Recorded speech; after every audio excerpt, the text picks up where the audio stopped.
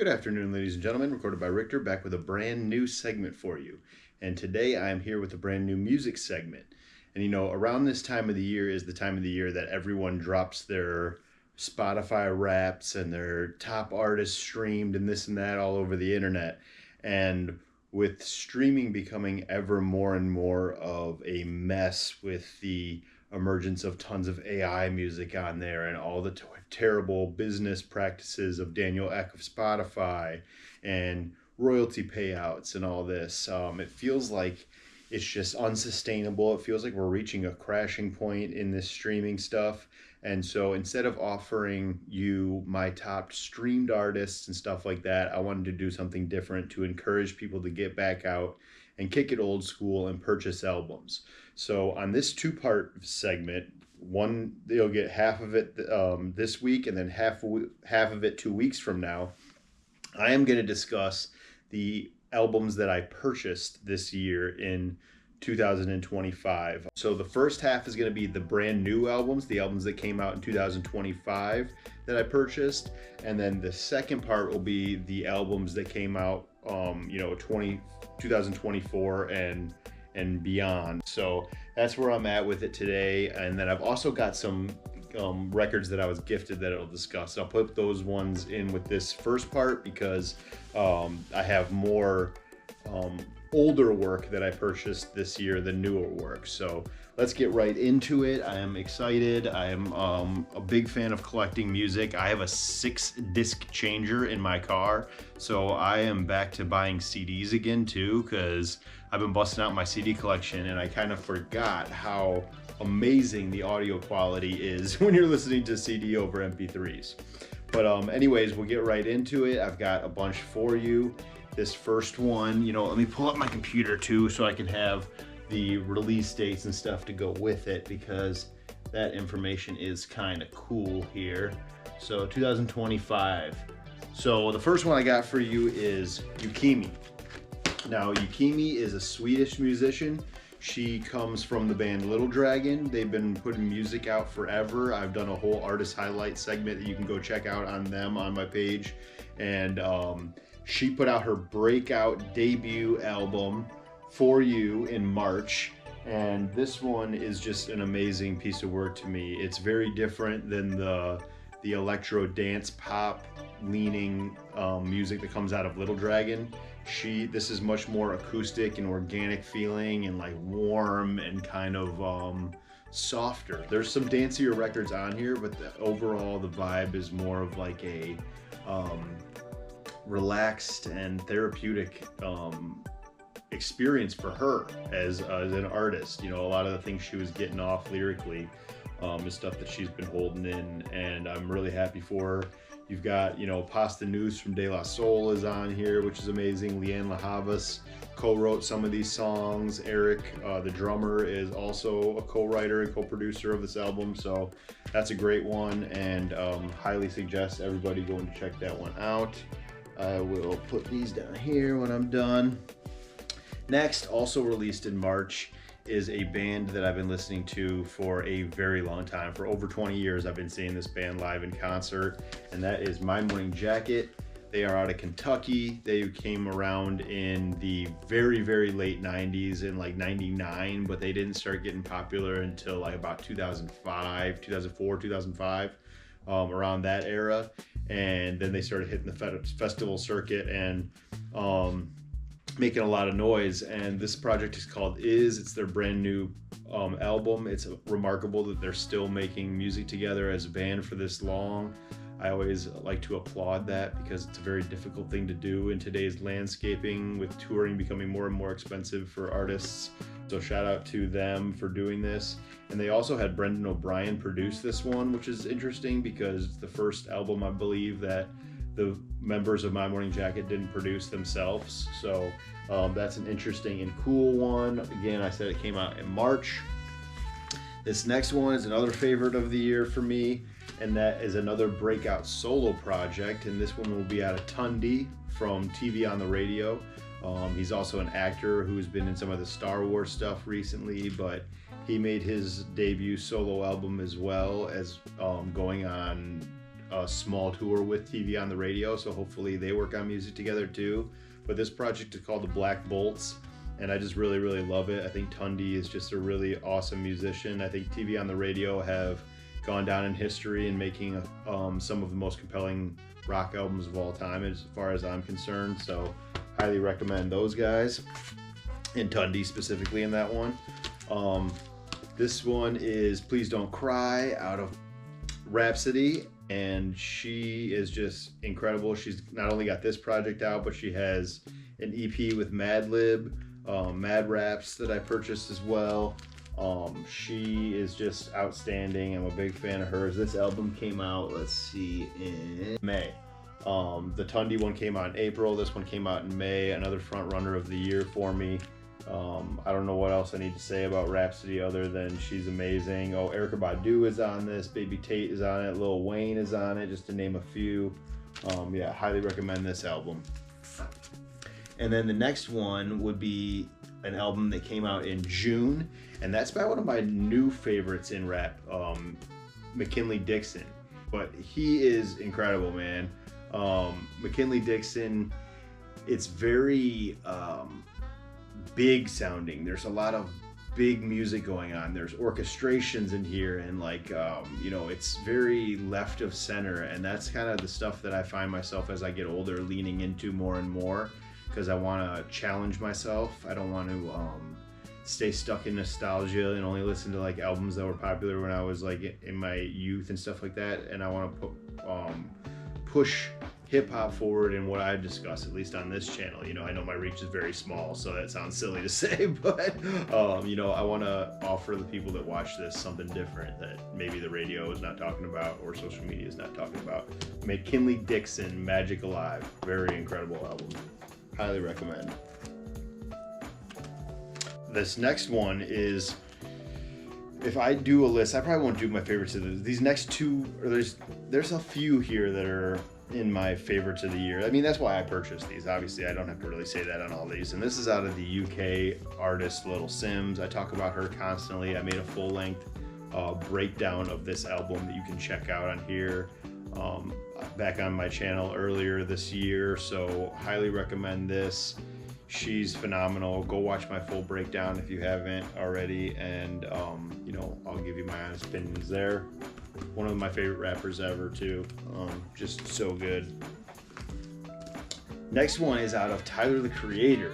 Chromacopia dropped in 2024, and he already, with less than a year later, had this album, Don't Tap the Glass, out, which was an urgent dance record, which was a response to how he felt of unburdening himself with his last project, Chromacopia, which was his most personal music and lyrics to date. So he wanted to tell everyone to get off their phones and get back out and community dance, all this thing, which is something that I'm advocating for big time too, especially with consumerism on the rise. I think it's important we make memories. We don't just keep buying useless stuff we don't need. That's what for Christmas this year, I'm getting all my family members stuff that is an experience over just an empty item that they're gonna lose interest in within a few months or whatever. So Tyler, I'm on board with what you're talking on this stuff, man. So shout out to you. Love that project. Next one, and that Tyler one, see, it came out in July. Little Sims one came out in June, and now we are in also in July. We got the Clipse, Let God Sort Them Out, which I was lucky enough to see them in concert. I did a full review on my channel that you can go check out. Just an incredible piece of work right here. Just 10 songs straight to the point. Probably my most listened to rap album of the year. The replay value in this album is insane. It's just really, really incredible raps out of a pair that haven't been with us in 16 years. So for Malice to come through and have probably the most impressive year out of any other rapper at 52 years old after a 16 years absence. Push has been rapping and outside, but Malice hasn't, so impressive. Really, really into this one, so check that out. Next, I have a dear friend of mine, and that is Na Bonsai. They were the guest on our 150th episode of the Beats, Brews, and Points of View podcast, which you can check out on our other channel, which is linked to this one. Go check it out there. They performed at a Barrel and Flow festival in Pittsburgh when E and I went down there, and we were invited to go run media out there. And so we recorded our episode with them, and Na has been on our podcast before in their former band Honey Monsoon. So just really, really cool to see everything that Na has been accomplishing this year. Piranha Head is on this. Piranha Head, legendary Piranha Head. Go look up his stats if you know, you know. Piranha Head, Detroit legend. Anyways, Na Bonsai, Obsidian Bloom is the name of this project. So yeah, Na, amazing. Yeah, go check it out. And like I mentioned earlier, Rhapsody's other project, Mad Raps, this is just 2 songs, her and Madlib, but it's amazing, and I hope they do more stuff together. I won't harp on it too long because, you know, I've already talked about Rhapsody on here, but amazing stuff. Go check that out. And then finally, oh, and I guess I could tell you what those came out. Nas album came out in September, Mad Raps came out in September, and now we are on to October, and that is with Tame Impala Deadbeat. This one was interesting because it's a very big shift for Tame Impala's sound. Tame Impala, better known as Kevin Parker, who is the brainchild. Tame Impala is a band when it's played live, but in the studio it's pretty much all done by this man himself. And this album is pretty interesting and cool to me. You know, some people, there was very mixed reviews on this project. I was one of the ones that enjoyed it because I don't like when my favorite artists stay stagnant and stay making the same music over and over and over. If he wanted to make a pop-leaning, techno-influenced album, I think that's great, and I think it's cool that he's still evolving and figuring it out. He wasn't sure if he wanted to call it a Tame Impala project at first, but I'm glad he did, because all of my favorite artists reinvent themselves time after time after time. The Bowies, the Princes, the Stevies, the, you know, all of the goats, you know. So I applaud Kevin for doing this.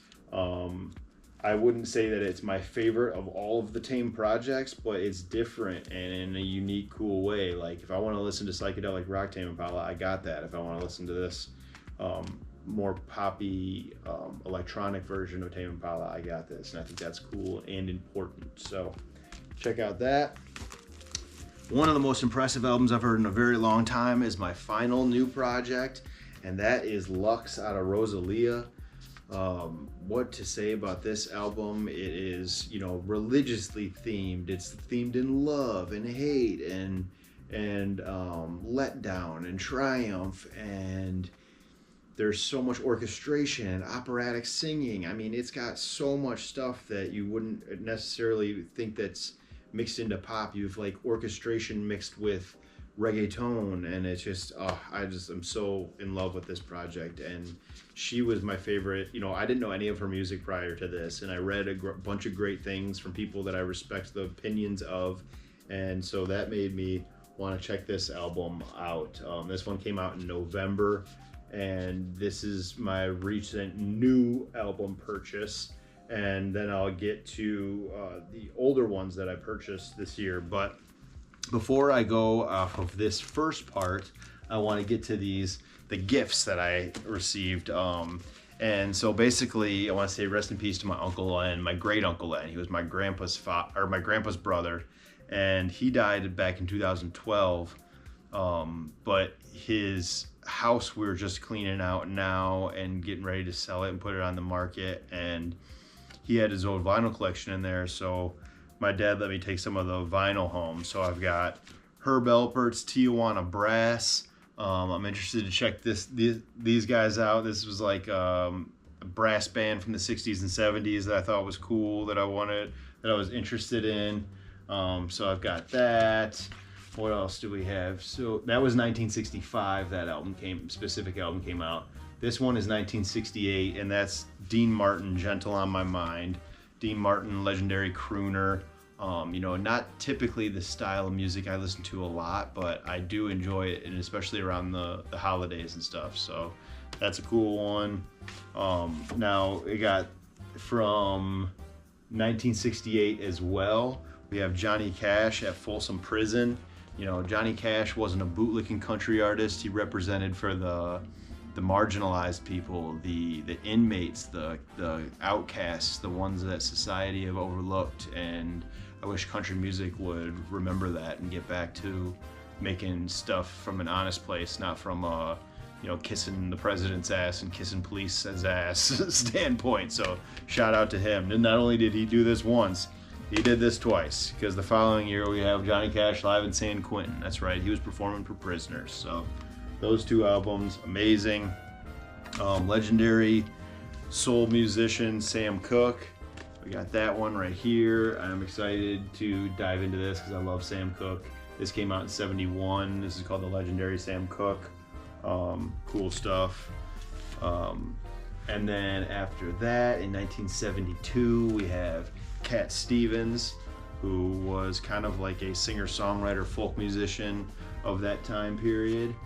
And then after that, you have Dennis Coffey, who, I've met Dennis Coffey. I had birthday cake with Dennis Coffey before. So Dennis Coffey was a late member of the Funk Brothers. Funk Brothers were the studio band for all of the Motown hits. And Dennis Coffey was part of that, and he still plays shows every Tuesday at Northern Lights Lounge in downtown Detroit, and I've been to several of them, and I got to meet him, and I had birthday cake with him and his wife on his 74th birthday. He's in his 80s now, but shout out to Dennis Coffey. Going for Myself, cool album, and yeah, amazing stuff. Another one, Duke Ellington, you know, legendary Duke Ellington. This is by the members of the Duke Ellington Orchestra, so I'm very interested to hear this and kind of broaden my sense of history in the music that I listen to. And then a much more modern one, I gotta say thank you to my amazing girlfriend Jen for getting me Kendrick Lamar's first album, Good Kid, Mad City. Jen and I were lucky enough to see Kendrick in concert this year, and you know, that was an amazing, amazing show. And so she got me this album as a gift, just to say thank you for taking to the show and all that fun stuff. So that is where I'm at for the new purchases and the gifted ideas. And next week you will get the albums that came out anything before 2025. So I have a wide range of those too. I think there's about 19 or 20 on that list, and that's what you're gonna get next week. And you know, I will see you next time. Peace.